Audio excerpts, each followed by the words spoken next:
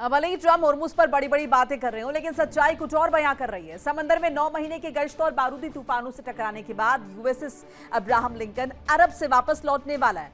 America के इस विशाल aircraft carrier का लौटना महज एक जहाज का वापस आना नहीं है, इस बात पर मुहर है कि अजय योद्धा की छवि वाला अमेरिका ईरान के सामने अब बेबस नजर आ रहा है। उसका जो प्लान है वो धराशायी होता हुआ नजर आ रहा है। यही वजह है कि युद्ध मंत्री पीट हेगसेथ जिस नाकाबंदी को अनिश्चितकाल तक लागू करने की बात कर रहे हैं, उसकी हकीकत दुनिया के सामने आ चुकी है। तो नाकाबंदी का जो दांव है कहीं ना कहीं फेल होता हुआ नजर आ रहा है और अमेरिका के लिए गले की फांस बनता हुआ दिखाई दे रहा है। यूएसएस लिंकन की जगह यूएसएस जॉर्ज वॉशिंगटन। ईरान मोर्चे पर अमेरिकी कैरियर की अदला बदली। 260 दिन से ज्यादा समंदर में यूएसएस लिंकन। लगातार लंबी तैनाती ने मुश्किलें बढ़ा दी हैं। बहुत सारी रिपोर्ट्स आ रही हैं। 200 दिन से नहीं मिला है पोर्ट कॉल। लंबी तैनाती पर गंभीर सवाल उठ रहे हैं। खाने की कमी की शिकायतें आ रही हैं। सैनिक परेशान हो रहे हैं। पानी और सैनिटेशन की दिक्कत हो रही है। टॉयलेट प्लम्बिंग को लेकर शिकायत आ रही है। सैनिकों के परिवारों ने चिंता जाहिर की है। लंबी तैनाती से मानसिक दबाव बढ़ने के दावे हो रहे हैं। कई सैनिकों के पानी में कूदने की कोशिश की खबर आई है, यानी कि सैनिक सुसाइड कर रहे हैं। अब लिंकन पर हालात काफी वक्त पहले से बिगड़ने लगे थे, लेकिन अमेरिका लगातार कैरियर की तैनाती बढ़ाता रहा, जो बताता है कि नाकाबंदी के लिए अमेरिका के पास ज्यादा ऑप्शंस है नहीं। हालांकि सेंटकॉम ने 9 सैनिकों की आत्महत्या की कोशिश से जुड़े सभी दावों को खारिज कर दिया है। कहा है कि 3 अगस्त को समुद्र में का नौसैन्य गलती से गिर गया था, लेकिन उससे बाद में बचा लिया गया। अब अमेरिका कितना भी खंडन क्यों ना करे, लेकिन यहां पर सवाल तो उठ रहे हैं। रिपोर्ट्स तो सामने आ रही हैं। लिंकन की जगह वॉशिंगटन क्यों? 90 फाइटर जेट से लैस USS George Washington, Nimitz class का न्यूक्लियर एयरक्राफ्ट कैरियर, एक साथ करीब 90 लड़ाकू विमान तैनात करने की क्षमता है। अरब सागर के सबसे करीब मौजूद अमेरिकी कैरियर। लिंकन तक पहुंचने में करीब 7 से 8 दिन का वक्त। कम दूरी, तेज पहुंच, ज्यादा रणनीतिक बढ़त। यूएसएस वॉशिंगटन की एंट्री से अमेरिकी दबदबा बढ़ा है।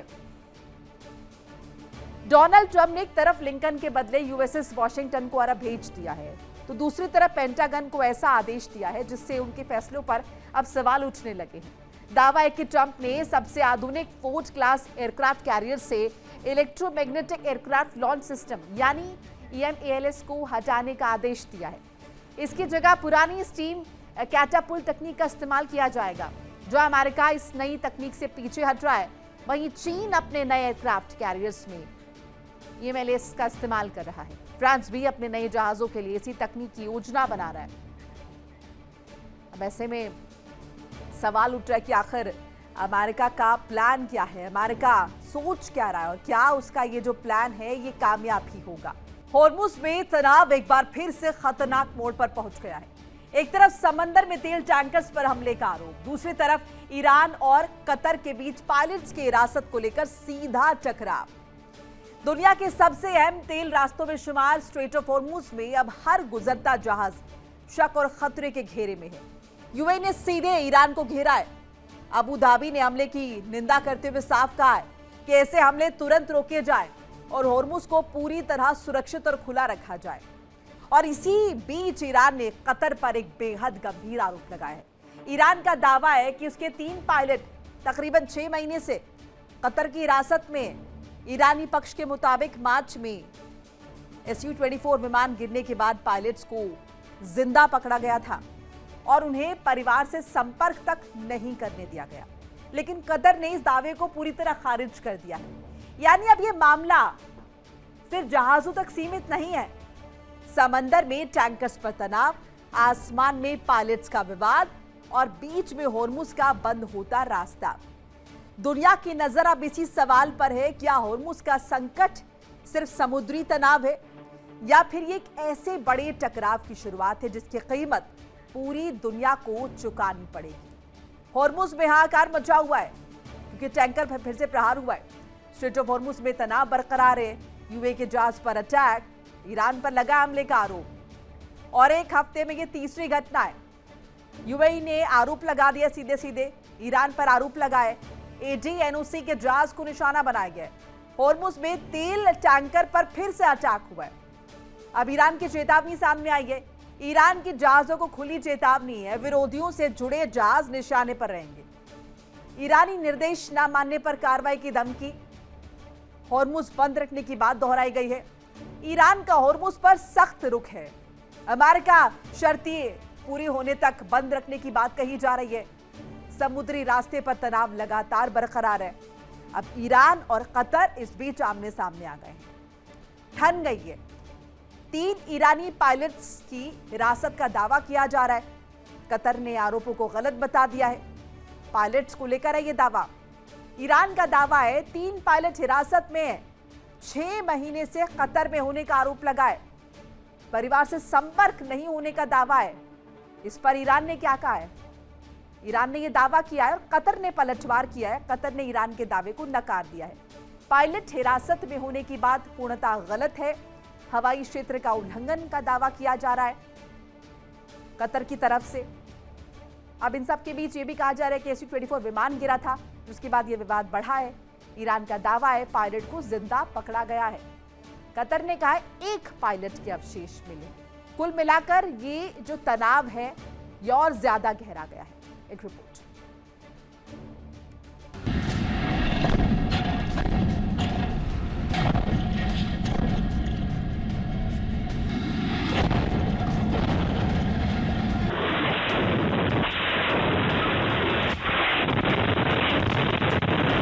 हॉर्मुज की लहरें शांत दिख रही हैं, लेकिन इनके नीचे तनाव का तूफान लगातार गहरा रहा है। शुक्रवार को यूएई की सरकारी तेल कंपनी ADNOC ने दावा किया कि उसका एक जहाज स्ट्रेट ऑफ हॉर्मुज से गुजर रहा था, तभी उसे निशाना बनाया गया।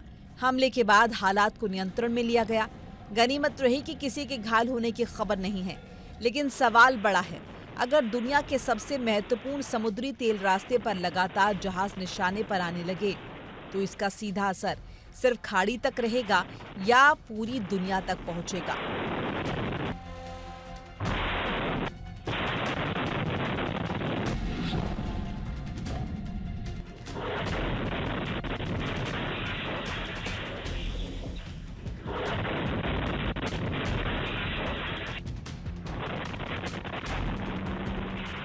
यूएई के मुताबिक ये कोई अकेली घटना नहीं है। इससे पहले भी 2 ADNOC टैंकर्स पर हमले का आरोप ईरान पर लगाया गया था। यानी कुछ ही दिनों में यूएई के 3 जहाजों को निशाना बनाए जाने का दावा सामने आ चुका है। यूएई ने हमले की कड़ी निंदा की है और ईरान से साफ कहा है कि हमले बंद करो और हॉर्मुज को पूरी तरह खोलो। अब निगाहें इस बात पर है कि आने वाले दिनों में हॉर्मुज से गुजरने वाले दूसरे जहाज कितने सुरक्षित रहेंगे।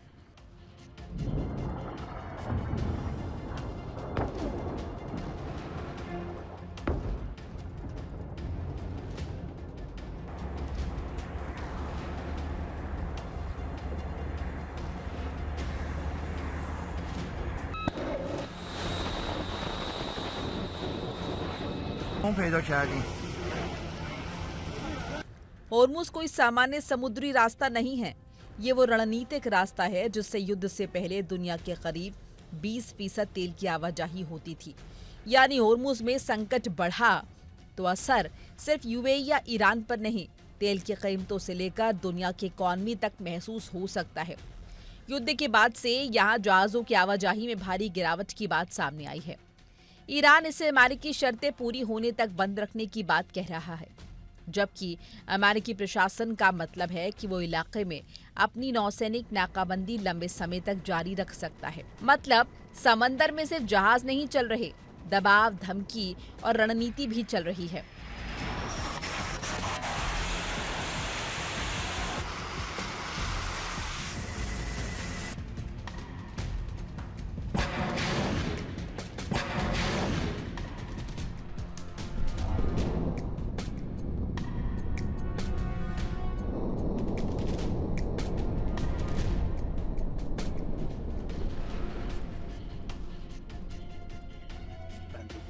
और इसी बीच खाड़ी में एक नया विवाद भड़क गया।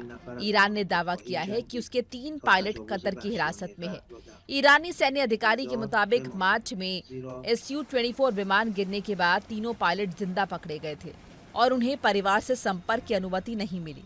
ईरान ने मांग की है कि उसके पायलटों को वापस किया जाए, लेकिन कतर ने ईरान के दावे को पूरी तरह खारिज कर दिया। कतर का कहना है कि ईरानी पायलटों को हिरासत में रखे जाने की बात ही गलत है। कतर के मुताबिक ईरानी विमानों ने उसके हवाई क्षेत्र का उल्लंघन किया था और संपर्क की कोशिशों का जवाब नहीं दिया। इसके बाद कतर की खोज और बचाव टीमों को एक पायलट के अवशेष मिले। कतर ने दावा किया कि उसने शव सौंपने के लिए ईरान से संपर्क भी किया। यानी एक तरफ ईरान का दावा 3 पायलट हिरासत में, दूसरी तरफ कतर का जवाब पायलट हिरासत में है ही नहीं।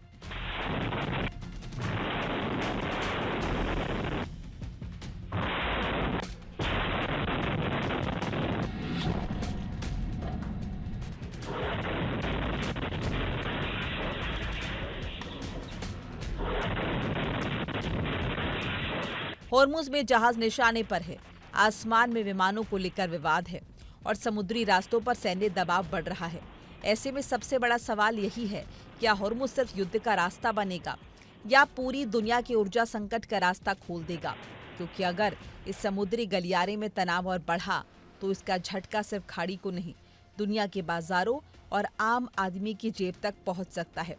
होर्मुज में बढ़ता तनाव अब सिर्फ ईरान और उसके विरोधियों की लड़ाई तक नहीं रह गया है। हर गुजरते जहाज के साथ सवाल बड़ा होता जा रहा है कि अगला निशाना कौन होगा और क्या अगला झटका पूरी दुनिया को लगेगा। Bureau report, India daily. देखिए इंडिया डेली 24/7 अब आपके स्मार्ट टीवी पर। इंडिया डेली मौजूद है सभी डिजिटल प्लेटफॉर्म पर लाइव और लगातार। इंडिया डेली 24/7 हर दिन राष्ट्र को समर्पित।